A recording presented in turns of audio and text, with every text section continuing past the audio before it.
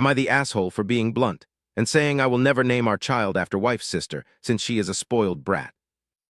My wife and I are expecting our daughter in a few months. My wife, I will call her Nora, has a younger sister, Rebecca, that everyone in that family is overprotective of.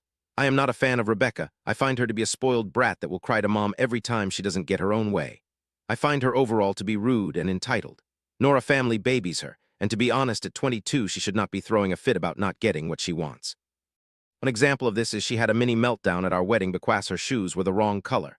Not even by a lot, it was just a different shade of white. You couldn't even see the shoes since the bridesmaid dress was long. So about 30 minutes before we were going to get married, she was crying and everyone had to comfort her. Anyways, we got dinner with my wife's family this weekend, and during dinner Rebecca said it would be nice to have a niece named after her.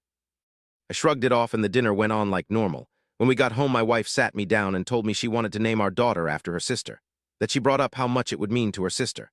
I told her no. We have a 2-yes rule to names. Nora texted her and told her no. That's where everything got bad. It started with my wife getting texts about changing her mind from her family, and when she stuck to the decision, they got rude about it. I started to receive texts, and it ended with me getting call from my mother-in-law and Rebecca. I told both of them no multiple times, and it just started asking why over and over again. At that point, I snapped and told both of them that I would never name our daughter after her. That she is spoiled brat, and I don't want our daughter to be anything like her. This is literally an example of it. I hung up. My wife says I should apologize, but she agrees they were being a lot. I still been getting texts about how Rebecca has been crying since the conversation. Her family sees me as a huge jackass and are still on my case. My wife is on my side, but she does want me to smooth things over. I really don't want to and think they need to change.